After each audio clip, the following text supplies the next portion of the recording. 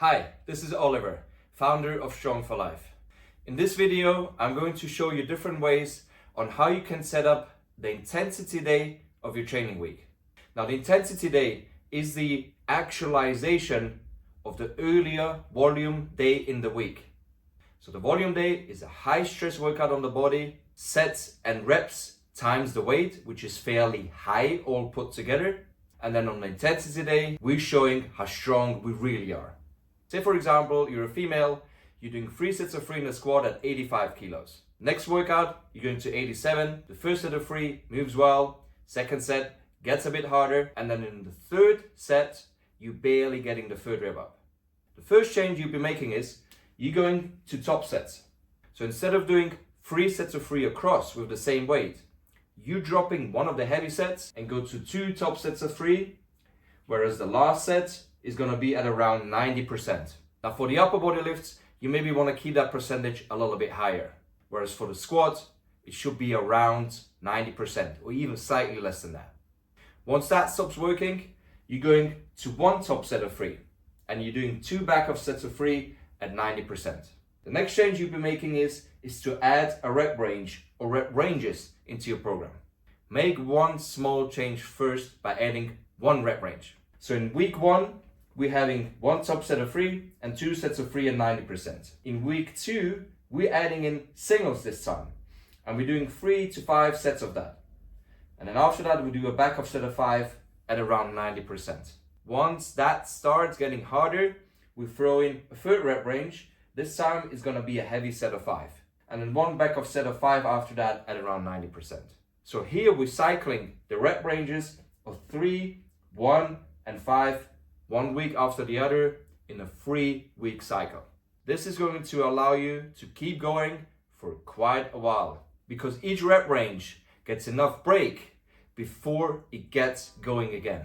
The third change that we can make is to actually substitute rep ranges. Our rep ranges can not just physically, but also psychologically become demanding after a while.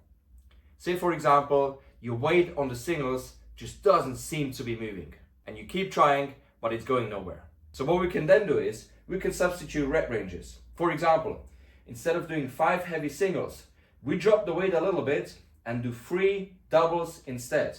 If we push that rep range up, probably as close as possible to the singles, we will have gotten stronger with a new, fresh challenge. Sets of 3, if the third rep gets hard, let's just do doubles instead for 4 sets and drive that rep range up. If the sets of 5 get hard, let's just drop 1 rep at the end and do a set of 4. The fourth change we can make is to rotate exercises. Now this is the change that I would always make last.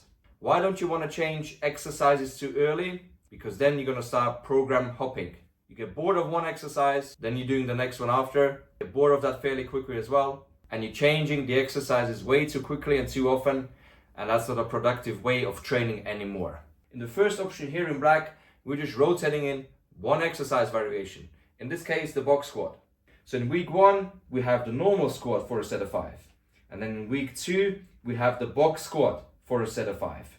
In week 3 and 4, we're progressing the rep ranges to 2 triples. Then in week 5 and 6, we're changing the rep ranges to singles. Again, we're alternating the normal squat with the box squat. With another option, we can add in another variation of the squat, in this case, the pin squat. The first week, we're doing a set of 5 on the normal squat. Week 2, box squat set of 5. Week 3, pin squat set of 5. Then in week 4, 5, and 6, we're progressing the rep ranges to triples. In the third option, what we're doing is we're rotating the rep ranges each week. So we start with a box squat, 1 set of 5. Week 2, we have a pin squat, 2 sets of 3. In week 3, we have the normal squat for 3 heavy singles. In the next block there, what we do is, this time we're moving the pin squat to a set of 5. And this time here, we're moving the box squat to 2 triples. Whereas keeping the normal squat for the heavy singles week. One of the most important things to remember is, there's a million ways how to set up your intermediate programming. However, there's gotta be some logic behind it in order to train productively. I hope you enjoyed the video. Click subscribe in order to keep up to date with news about strength training. Thanks for watching.